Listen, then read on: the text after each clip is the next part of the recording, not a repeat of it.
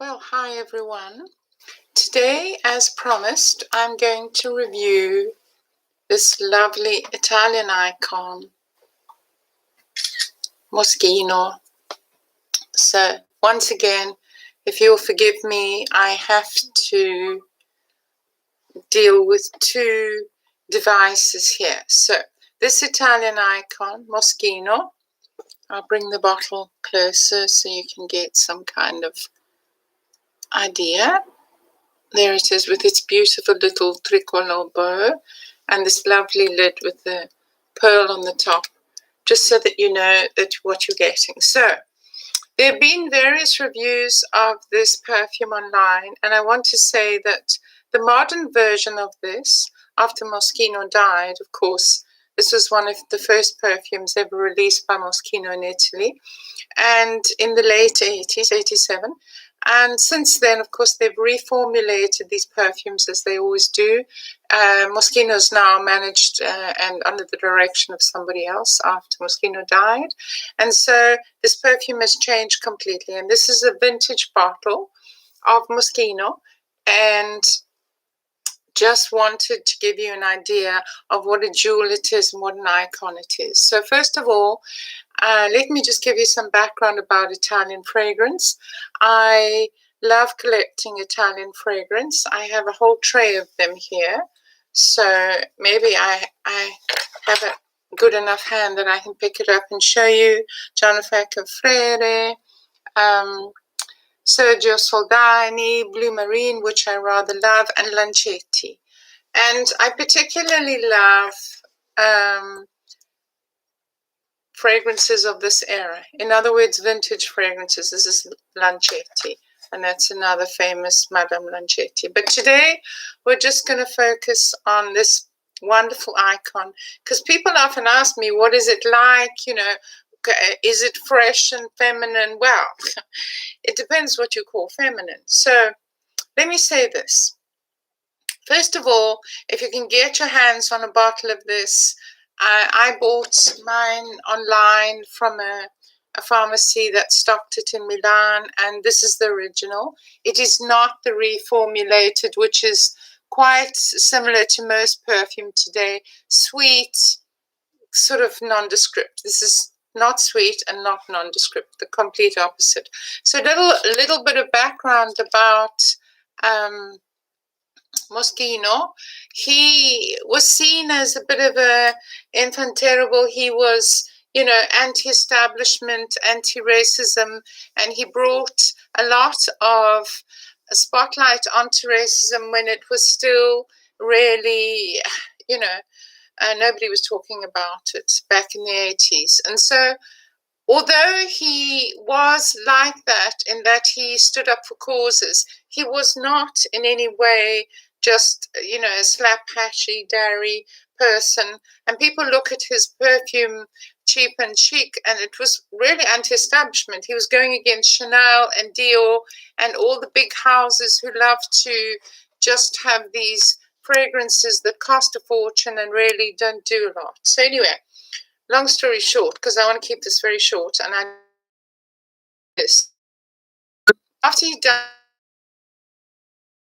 they don't have this on their website anymore if you go to Moschino, and that could be because, you know, it's considered the 80s and it is a vintage fragrance, and now there's better and bigger things. But I want to say to you that you should really, if you're a fragrance lover as I am, and you do this because you love experimenting and with your moods and brightening yourself up during lockdown, which is, you know, what I'm doing a lot of the time when I'm experimenting with fragrances. This is a jewel. Anyway, so let's open it and let's give ourselves a spray. So probably the best thing to do, as I always say in my videos, if this is the first one you're watching, don't forget, I'd love a like if you can manage it.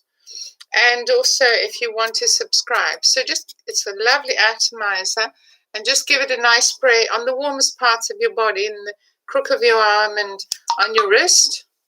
So as I said, this is not a shrinking violet of a perfume. This is a powerhouse of a perfume. Who would wear this perfume? Well, let me say, I'll paint a picture.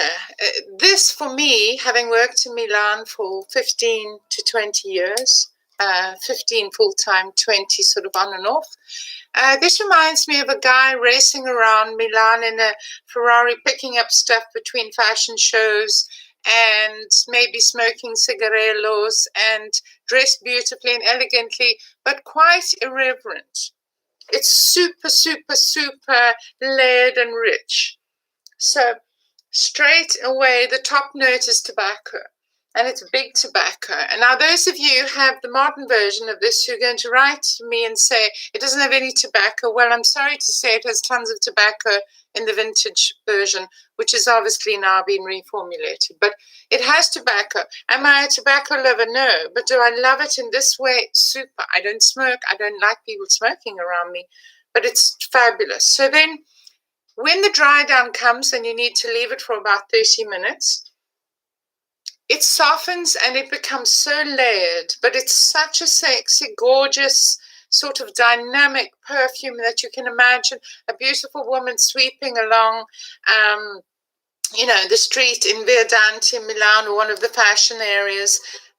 What I love about it is that if you can imagine a very irreverent, young, sort of 40-year-old woman sweeping into a restaurant with a white shirt and a leather bomber jacket and some nice jeans, but super elegant, dripping in beautiful jewels, which I don't have because I don't buy luxury goods. That's something you'll know about me if you watch any of my videos. I don't review Chanel and Dior. I review stuff that most average people can afford. And so that woman sweeps into the restaurant, and as she leaves, the waiters kind of part. She is the icon Italian, prima donna. She's vivacious and takes no prisoners. She would wear this. And really, behind her would be this veil of beautiful, beautiful perfume that men will sort of run after smelling. So one of those two, both dynamic, both business people, one feminine, one completely masculine, but it is not a shrinking violet. So if you're the kind of person who would spray a bit of lavender that you stole from your mother's dressing table, this isn't for you. But hey, who am I to say?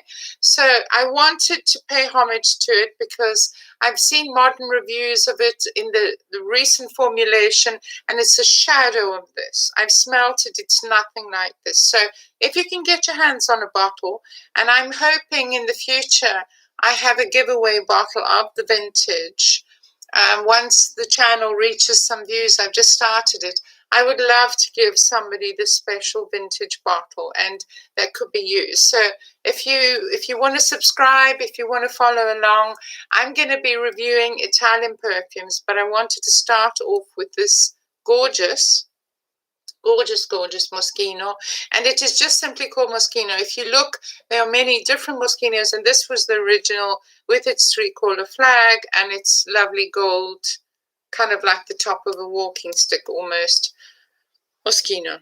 So absolutely Italian, and I adore it. And you can wear it at night, you can wear it to lunch, you can wear it wherever you like, but it's going to be something that is going to be your signature because it doesn't go quietly. It doesn't have huge silage. It has, I would say, moderate silage, but it does make a beautiful cloud around you, and it is simply stunning. And so, as I might have mentioned, and I can never say this enough, a lot of modern perfumes are simply sweet.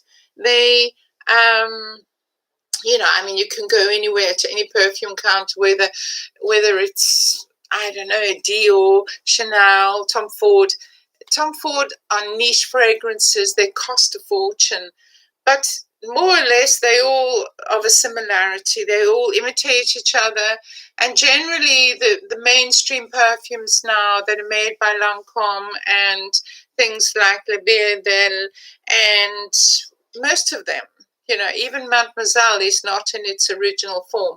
If you can afford Chanel and you like Dior and you like some of the niche new Dior perfumes, hey, who am I to sway you away from that? I wouldn't.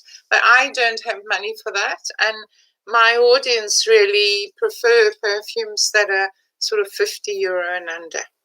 So I know this is going to be very jarring in the ears of people who, you know, consider themselves perfume snobs, fragrance snobs, and experts in what's good and new and zinging and lovely. Well, you know, that's not it.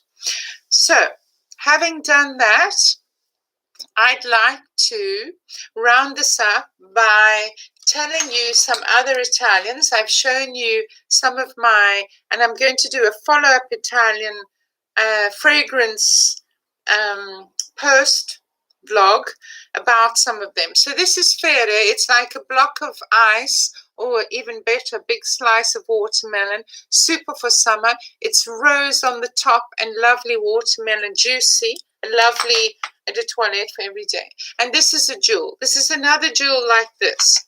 A man or a woman living in Italy could live off these two fragrances. They are very different but stunning. This is Gianfranco Frere, and it is Kefefe, and it is well known by everybody. It's an eau de toilette vaporizer spray with this bomb top, but it is absolutely lovely. You can have it as a hair fragrance.